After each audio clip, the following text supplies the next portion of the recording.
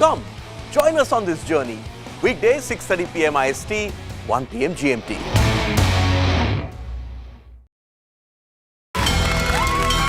From the bustling trading floors of Wall Street to the vibrant exchanges of Asian stock markets, WION breaks it down for you to make sense of what's happening.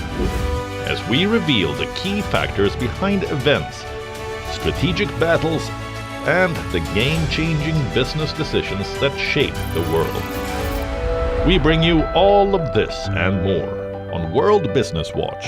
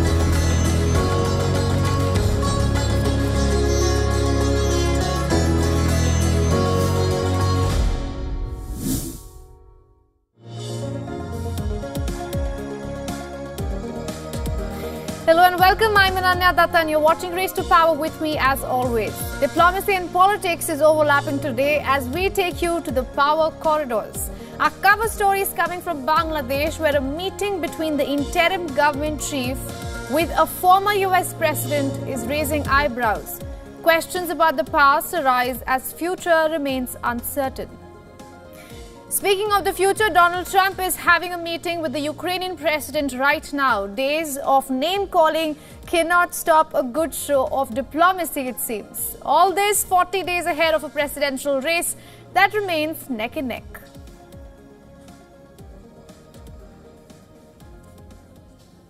Now, Bangladesh has undergone sweeping changes on the political front, and many more are yet to come. But ahead of upcoming changes, caretaker leader Mohammad Yunus visited the United States. Among a slew of meeting and diplomatic parleys, one particular moment has caught attention. Yunus delivered a keynote address at an event of Clinton Global Initiative. In attendance was Mohammad Yunus's friend of over 40 years, former US President Bill Clinton. One moment from the Bangladeshi leader's speech has raised eyebrows, where Yunus is seen thanking Clinton for his support as the Nobel laureate signals a new era for Bangladesh. Every single person in Bangladesh support this cause. And I'm very happy at the support in the people of the United States to make that happen. And the sky's the limit. They want to make this Bangladesh called New Bangladesh. They said we put the reset button, old is gone. So now you build a new Bangladesh on top of it. Yunus's visit to the States comes over 6 weeks after he was chosen to head the Bangladesh caretaker government after Sheikh Hasina resigned from her presidency and fled the country on August 5th. Soon after, questions began to rise on what led to Hasina's departure and the ruling Awami League's downfall. America's involvement came into question, of course, but Washington was quick to distance itself from the political turmoil in Bangladesh.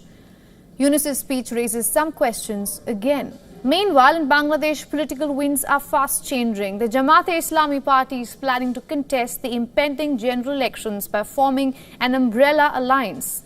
JEI is looking to galvanize other Islamist parties of the country and contest as a bloc. The party, which was banned by Sheikh Hasina, is now looking to make a comeback in mainstream politics and hopefully return to power. On the other hand, Bangladesh Nationalist Party, that's often referred to as BNP, the main opposition party that is also eyeing a re-emergence of sorts after its leaders and party workers were imprisoned over Hasina's 15-year tenure. However, Bangladesh Army Chief earlier said that elections will be held in 18 months as opposed to the 3-month timeline earlier promised by Yunus. But political analysts say it may be 3 to 4 years before Bangladesh will witness any sort of election. The question now, of course, is with Awami League sidelined after a decade and a half in power, which alliance or party will receive the mandate to usher in a new era for the country?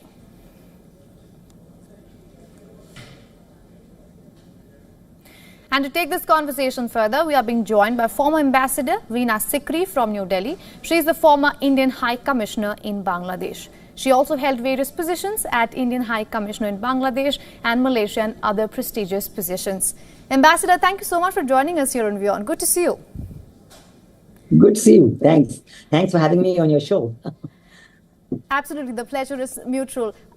You must have seen the visual of Mohammad Yunus meeting the former US President Bill Clinton. What are your thoughts? Well, I think that, as you said, the 40-year-old connection between the former President Bill Clinton, the Clinton Global Initiative, between former Secretary of State Hillary Clinton, these are very, very well known. And it has always been known also that even Mohammad Yunus's Nobel Peace Prize was a lot of the result of a lot of support given to him by the Clinton family. I think that's the point that has drawn the attention of everyone who has seen those visuals was the statement made by Mohammad Yunus himself. And when he, all this while, right from early August or even late July, Mohammad Yunus had been saying again and again and again that this was a completely spontaneous movement and the students had spontaneously revolted against former Prime Minister Sheikh Hasina, and they wanted a new Bangladesh, and spontaneously they chose him. But now what he has said in New York at the Clinton Global Initiative says that this was meticulously planned. Every step of it was planned. And he said clearly, don't think it happened by itself.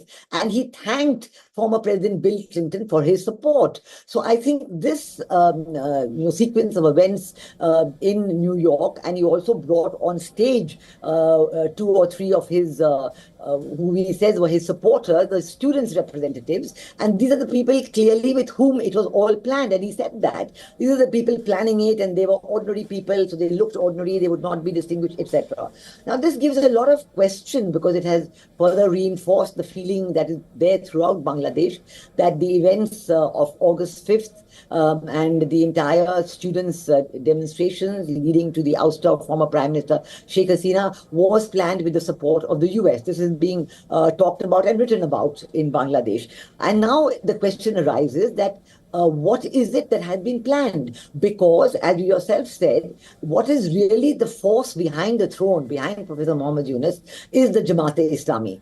The Jamaat-e-Islami, as you know, is the political party that was against the liberation of Bangladesh in 1971. They were shared the same view, the same platform with the government of Pakistan at the time, and they still share the same platform with the government of Pakistan. The links are very clear. So the channel through which the Jamaat-e-Islami support was with the Bangladesh Army, which is now a highly Islamized organization. So now the question arises: what is it that the support of the Jamaat-e-Islami? What is it that the change they're trying to bring in Bangladesh? Yes, they're trying to bring the Islamic forces together. That's one.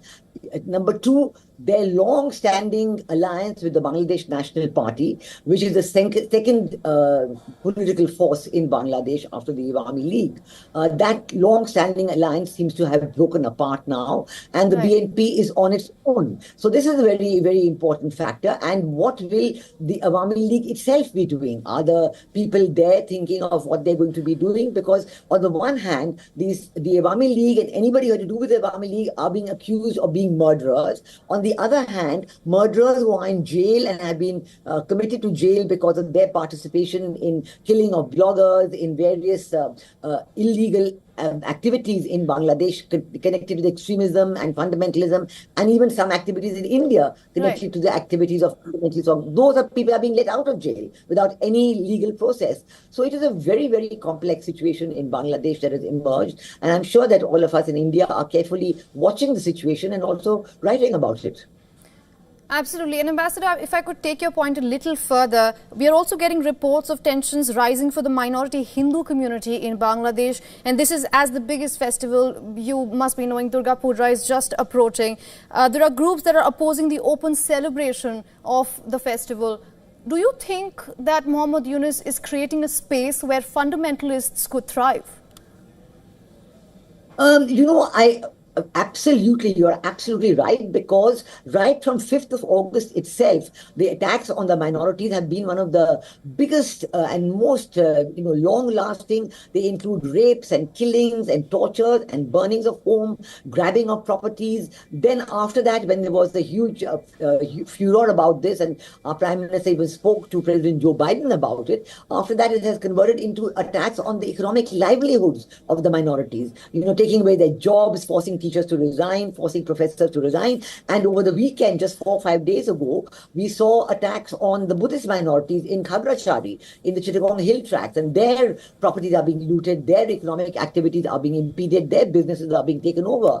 The Bishop of Dhaka has spoken about attacks on the Christian minorities in Bangladesh, on their assets. So I think this is a tremendous, this is obviously being orchestrated clearly by the Jamaat-e-Islami. Now, Professor Muhammad Yunus has so far dismissed this as saying, oh, these were people who supported the Awami League. There's nothing communal about it. But I think the intensity of the attacks and the way that the people are being forced, are being told, here, take the money and leave the country. Leave your property, here's the money, leave the country. This is causing a lot of unrest among the people there, because they have demonstrated. There have been demonstrations in Bangladesh more than one occasion by the minority group saying, we are staying, this is our land. We may be in a minority, but we are going to stay. We want our rights. So I think this tension is very much building up, and it's a matter of great concern to people in India. And, we really don't know, based on all these kinds of activities, that what is it that the government of Bangladesh, led by Muhammad Yunus, is looking at. Because does Muhammad Yunus know that the attacks are continuing? Does he know that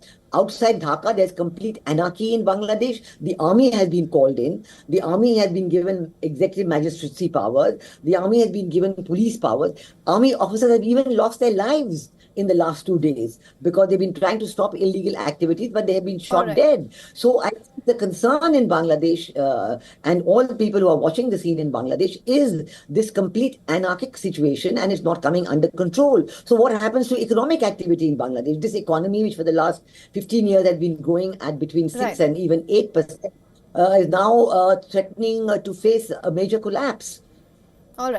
All right, Ambassador Sikri, I'm completely out of time, but thank you so much for those insights. It was good to speak to you.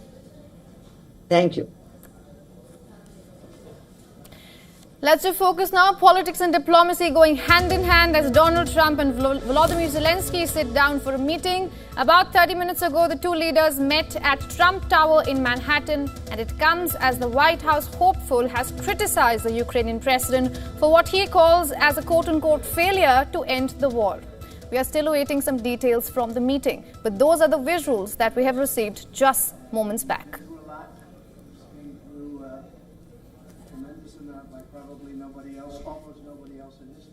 What's also important to understand here is that this meeting comes as just days back, Donald Trump, the former US president and the presidential hopeful for the Republican Party this time, has said, and I'm quoting, Ukraine is demolished, its people are dead. The President Volodymyr Zelensky should have made concessions to Russian president.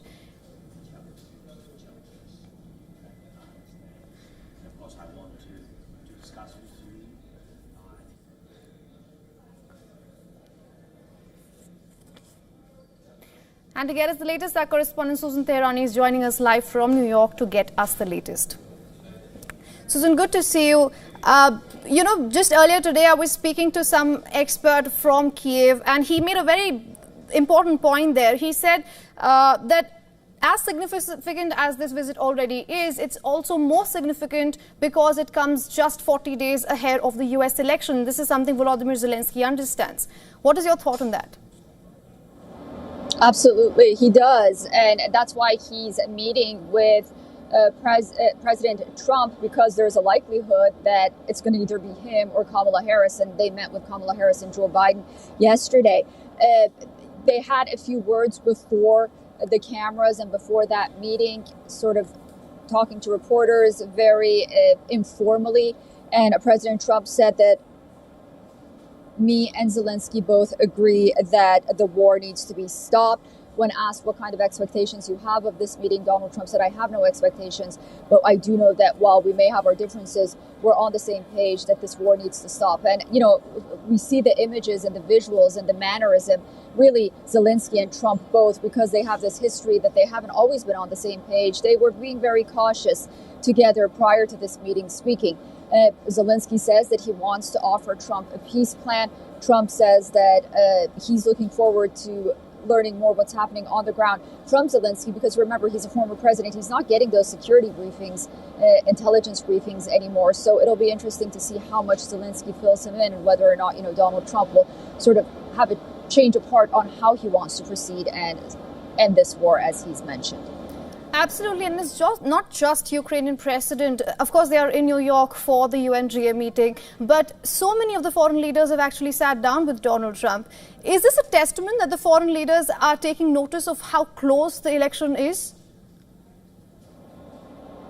Oh, absolutely. And how close it is and how different these two candidates' approaches to foreign policy is going to be moving forward. So there is a likelihood that it's going to be either of them. So they want to have all of their paths covered moving forward. All right, Susan, thank you so much for getting us those updates.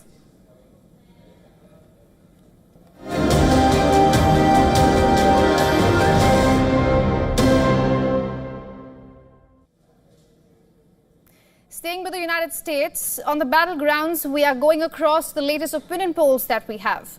The first one is coming from UMass Lowell's Center for Public Opinion and YouGov that suggests that U.S. Vice President Kamala Harris is in the lead in both Pennsylvania and Michigan.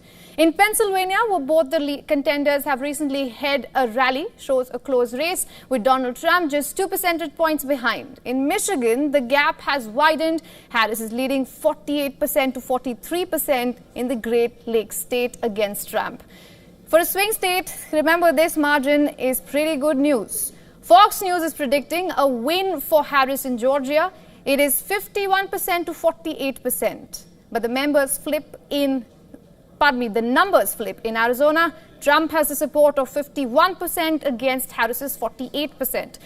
Even though the U.S. elections doesn't really depend on national polls, but just to tell you the overall mood in the country, Real Clear Politics has been tracking all major polls, and it suggests that Trump is trailing Harris by 2 percentage points nationally.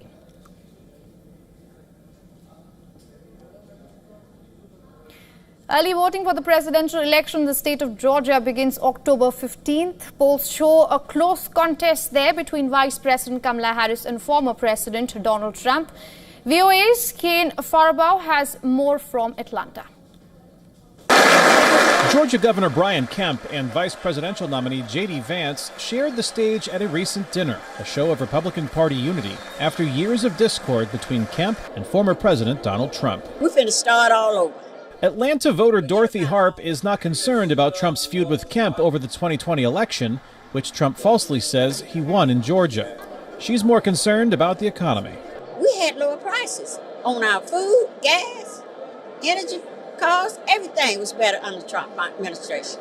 It's a message Harp takes door to door, encouraging members of her community to vote. And I've got a lot of young voters who said they're going to vote for Trump. In the 2020 election, Joe Biden defeated Trump in Georgia by just over 11,000 votes out of nearly 5 million cast. Numbers Georgia's Republican Governor Kemp knows well, as he implored audience members, including Harp, to vote. So we cannot take anything for granted. We cannot take our foot off the gas. Georgia is fully in play again. Atlanta Mayor Andre Dickens, a Democrat, says polls show another close race this year between Trump and Vice President Kamala Harris. People sometimes get disenfranchised by thinking that their vote doesn't matter, but we have to go out there and make sure everyone knows that their vote does matter. Listen, every vote counts. Elijah Grace is with the voter advocacy organization, the New Georgia Project Action Fund, whose workers go door to door to promote voter registration. We specialize in targeting black and brown people across the state, making sure that they have all the resources that's needed to cast their ballot. A 2020 Pew Research Center study showed Georgia's eligible black voting population made up a third of the state's total electorate.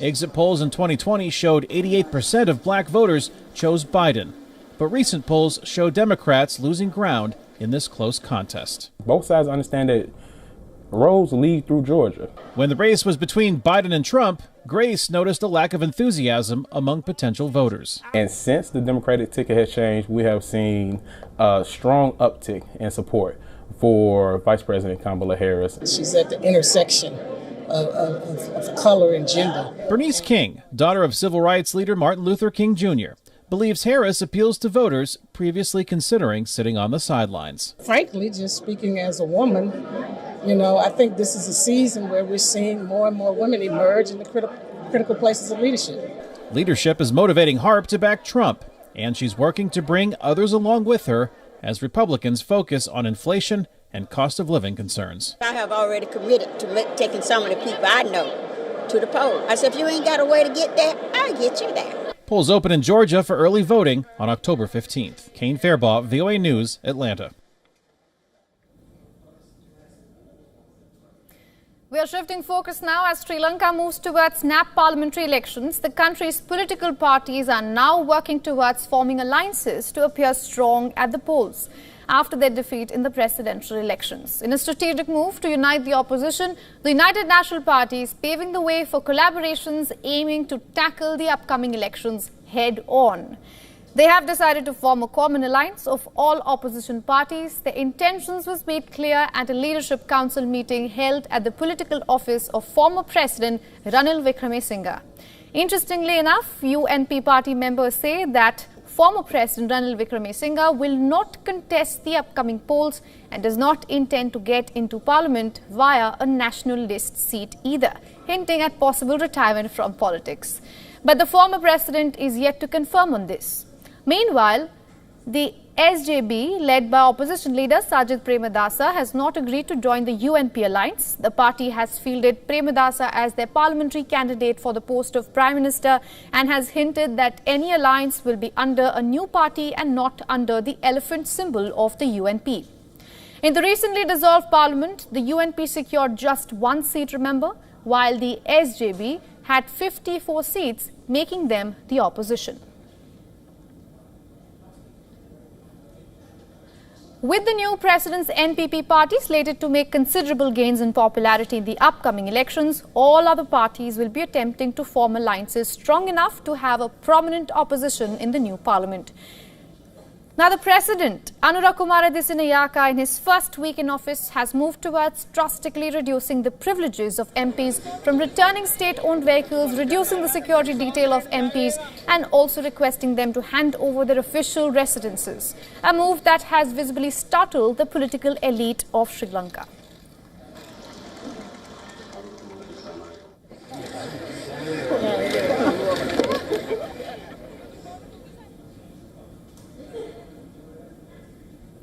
Now, Israel's latest escalation with Lebanon-based Hezbollah group has turned around Prime Minister Benjamin Netanyahu's political popularity.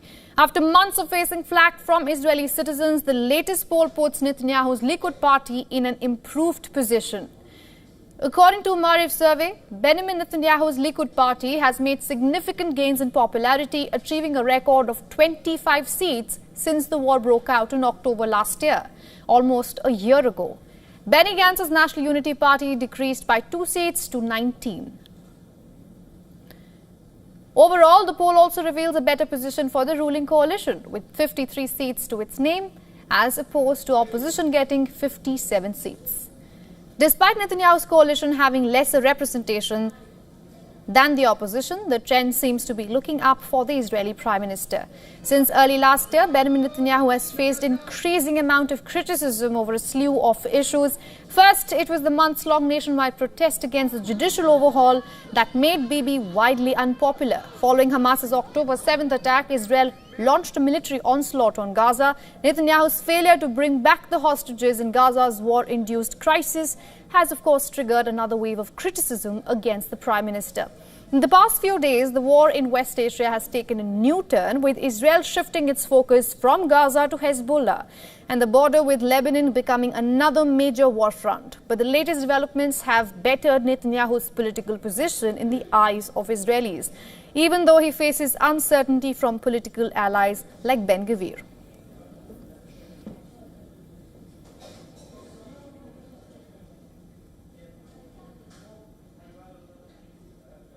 Here's an important story coming in from Japan. Former Defense Minister Shigeru Ishiba is set to become the new Prime Minister of the country.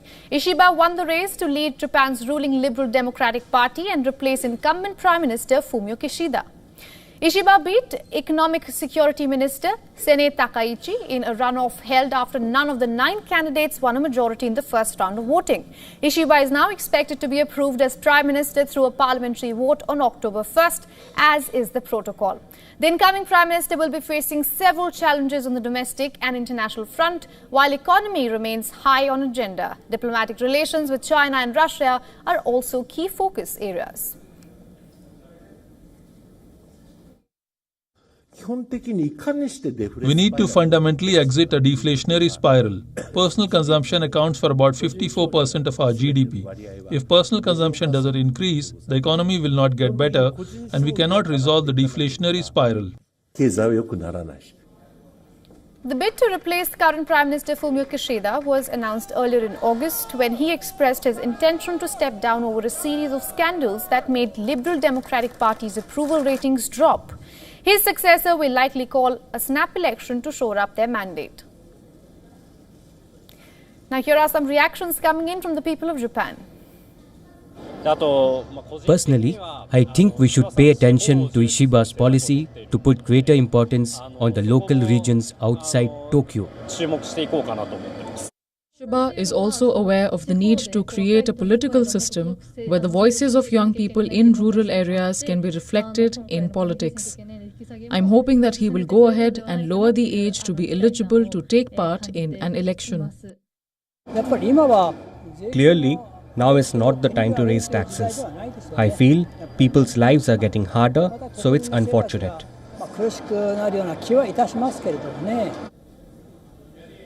And with that, we are wrapping up this session of Race to Power. Thanks for watching with me, Ananya Datta. I will see you on Monday.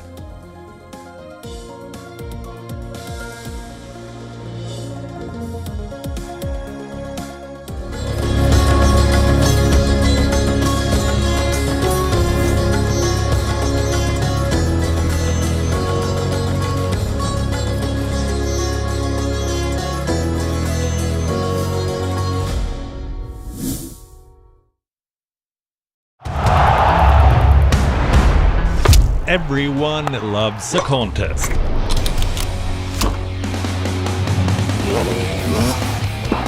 But sport isn't just about victory and defeat.